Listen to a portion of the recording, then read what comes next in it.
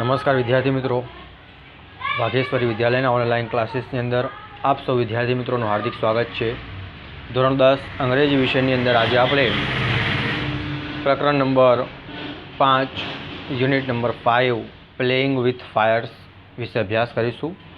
विद्यार्थी मित्रों, पाठનું नाम है प्लेइंग विथ फायर्स એટલે કે આગ સાથેની રમત। પ્લેઇંગ એટલે રમવું અને ફાયર એટલે કે આગ સાથેની રમત आ पाठનું नाम है। જોઈએ છે તમારી સ્ક્રીન ઉપર ચોપડીનો કેટલોક ભાગ લખેલો આવતો હશે, સામે બરાબર એની ટ્રાન્સલેશન દેખાતું હશે તમને। મારું માઉસનું કર્સર ફરી રહ્યું હોય ત્યાં તમે સૌ ધ્યાન રાખશો। One of our favorite festival in India is Deepavali or Diwali as it is known in the north। ભારતના જાણીતા અથવા તો માનીતા તહેવારોમાંનો એક તહેવાર दीपावली अथवा तो Diwali. There is nothing to match the excitement when crackers go off in the night sky with a loud bang and brilliant shower of colors।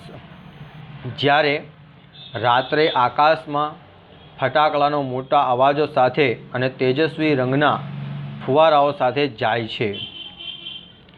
Many of us might wonder how these fireworks are made and what goes into them। આપણામાંના ઘણા લોકોને આશ્ચર્ય થતું હશે કે આ ફટાકડા કેવી રીતે બનાવવામાં આવતા હશે અને એની અંદર શું રહેલું હશે। The physics and chemistry of fireworks is the interesting of the sound and the light the emit। ફટાકડા અંગેનું આ ફિઝિક્સ એટલે ભૌતિક વિજ્ઞાન અને કેમિસ્ટ્રી એટલે રસાયણ વિજ્ઞાન ખૂબ જ જુદું છે અને રસપ્રદ છે। તેમાંથી નીકળતો અવાજ અને તેમાંથી નીકળતો એક પ્રકાશ માટેનું આ વિજ્ઞાન છે। The science of firework is technically called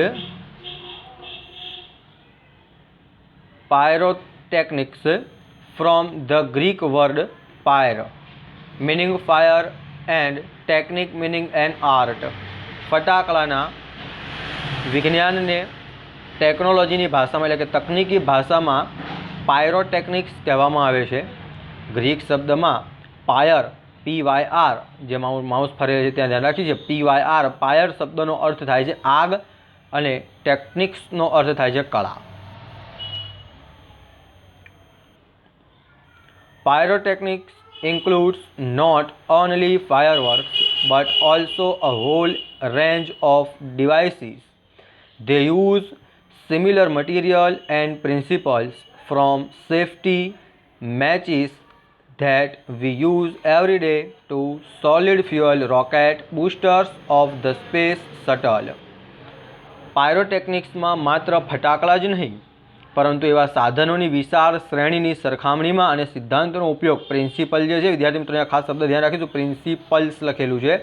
principles શબ્દ બોલવામાં આપણને એવું લાગે કે સરખો છે પરંતુ સ્પેલિંગ ધ્યાનથી જુઓ તો આ પ્રિન્સિપલ શબ્દનો અર્થ થાય છે સિદ્ધાંત એટલે કે જુદા જુદા સિદ્ધાંતને આધારે આ સાધનો કામ કરતા હોય તેમ આ ફટાકડો પણ એક સિદ્ધાંત ઉપર કામ કરે છે। આપણે દરરોજ જેનો ઉપયોગ કરીએ તેનાથી લઈ અને સ્પેસ શટલ સુધીના રોકેટ બૂસ્ટરના ઘન ઇંધણ સુધીનો સમાવેશ કરવામાં આવે છે। The household match is considered a special pyrotechnic device as all the pyrotechnic effect, heat, smoke, light, gas and sound are present in it। દરેક ઘરમાં ઉપયોગમાં આવતી માચીસને ખાસ પાયરોટેકનિક ડિવાઇસ વડે ડિવાઇસ ગણવામાં આવે કારણ કે તેની અંદર પણ બધી જ અસરો જેમ કે ગરમી, ધુમાડો, પ્રકાશ, ગેસ અને અવાજ તેની અંદર હાજર હોય છે। એટલે કે આપણા ઘરે જે દિવાસળી હોય છે એ પણ એક પ્રકારની પાયરોટેકનિક્સ છે। એટલે દિવાસળીના આગળ તમે જે જુઓ તો ત્યાં પણ દારૂખાનું લગાડેલું હોય છે। જે દારૂખાનું આપણે દિવાસળીની સાઈડમાં રહેલી સપાટી ઉપર ઘસીએ ત્યારે ચિંગારા સાથે ઉત્પન્ન થાય તણખો અંદરથી ઉડે છે। Some historians say that black powder, the basic material used in firework was invented in India. કેટલાક ઇતિહાસકારો કહે છે કે બ્લેક પાવડર, આ પાવડરનું નામ છે, કેટલાક રસાયણોનું એ સમૂહ છે જે પાવડરનું નામ છે black powder.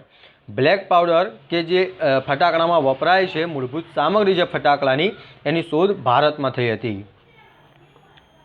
Srukanti, written more than 2000 years ago, has reference to weapons similar to gun and projectile weapons. Weapons એટલે હથિયારો. શ્રુકાંતિએ 2000 વર્ષ પહેલાં લખેલું, શ્રુકાંતિ નામના કોઈ વ્યક્તિએ 2000 વર્ષ પહેલાં લખ્યું કે બંદૂક અને શસ્ત્રનો ઉલ્લેખ જોવા મળે છે. However, the Chinese are generally considered the pioneer of pyrotechnics. Chinese લોકોને આ પાયરોટેકનિક્સના સંશોધકો માનવામાં આવે છે. એટલે કે દારૂખાનું, જે જાત જાતનું દારૂખાનું ઇન્વેન્શન થાય છે, નવી શોધ થાય છે દારૂખાનાની અંદર, ફટાકડાની અંદર, એના શોધક તરીકે આપણે ચીને કરી હોવાનું માનવામાં આવે છે. They are said to have developed black powder more than 1000 years ago. તેઓએ 2000 વર્ષથી પણ વધુના સમય પહેલાં બ્લેક પાવડરની શોધ કરી હોવાનું માનવામાં આવે છે. It took at least 200 years for the knowledge to spread to the West, and it was only in 1242 that an English monk. તેઓએ આ જ્ઞાનને પશ્ચિમ દિશાની અંદર ફેલાવવા માટે 200 વર્ષ લાગ્યા. આ જે જ્ઞાન હતું, એટલે કે બ્લેક પાવડરની શોધ કરી, ફટાકડાની શોધ કરી, ફટાકડાના મટીરિયલ્સની શોધ કરી, એને ફેલાવવા માટે પણ એને 200 વર્ષ લાગ્યા. 1242માં એક અંગ્રેજ સાધુ રોજર બ્લેકને બ્લેક પાવડરની ફોર્મ્યુલા જાહેર કરી. રોજર બ્લેક એ વ્યક્તિનું નામ છે. એણે 1242 ઈસવીસનની અંદર આ જાહેર કર્યું. He considered it such a dangerous substance that he wrote of it in a code language. તેઓએ જણાવ્યું કે એટલો ખતરનાક પાવડર છે, તેમણે ફોર્મ્યુલાને કોડ લેંગ્વેજમાં લખેલી, કે કયા કયા એની અંદર રસાયણ રહેલા છે એ બધું કોડ લેંગ્વેજમાં એમણે લખ્યું. The basic formula of the black powder or gunpowder has remained unchanged for centuries. સદીઓથી આ બ્લેક પાવડર કે જે ગન પાવડર તરીકે પણ ઓળખાય છે, એની બેઝિક ફોર્મ્યુલા વણ બદલાયેલી, એટલે વર્ષોથી એકની એક રહી છે. It is a blend of potassium nitrate, charcoal and sulfur in the ratio of 75, 15 and 10 by weight. આ ગન પાવડર અથવા તો આ બ્લેક પાવડર શામાંથી બનેલો છે મિત્રો? તો પોટેશિયમ નાઇટ્રેટ, ચારકોલ અને સલ્ફરનું મિશ્રણ છે. કેટલું મિશ્રણ છે? તો 75:15:10, એટલે કે આ પ્રમાણમાં આ ત્રણેય વસ્તુને મિશ્રણ કરવાથી એ ગન પાવડર અથવા તો બ્લેક પાવડર બને છે. It is almost the perfect combination as it is, and no further improvements or alteration need be made. આ એકદમ આદર્શ મિશ્રણ છે જેની અંદર કોઈ પણ સુધારા કે ફેરફાર કરવાની જરૂર નથી. Expert says that these might be the only chemical product still using the same age-old proportion and manufacturing techniques. આ એક એવું માત્ર રાસાયણિક ઉત્પાદન છે જે રાસાયણિક ઉત્પાદનમાં હજી પણ વર્ષો જૂનું અને જૂનામાં જૂનું પ્રમાણ ઉત્પાદન તકનિકનો ઉપયોગ કરવામાં આવે છે. એટલે કે દરેક રસાયણની અંદર ક્યાંક ને ક્યાંક નવી શોધ થઈ, નવા ફોર્મ્યુલા નીકળ્યા, પરંતુ આ ગન પાવડર અથવા તો જે બ્લેક પાવડર છે એની ફોર્મ્યુલા હજુ સુધી બદલાઈ નથી. However, with the development of modern chemistry, light and color effects have become common in fireworks. આધુનિક રસાયણ વિજ્ઞાનના વિકાસની સાથે પ્રકાશ અને રંગની અસર હવે સામાન્ય થઈ ગઈ. In the last century, the discovery of aluminum, magnesium and titanium, which is burned at high temperature, emitting bright light, dramatically improve that brilliance of fireworks. અત્યારે ગઈ સદીની અંદર એલ્યુમિનિયમ, મેગ્નેશિયમ અને ટાઇટેનિયમની શોધ થઈ, જે તેજસ્વી પ્રકાશ ઉત્સર્જન કરતાં ઊંચા તાપમાને બળે છે. Similarly colours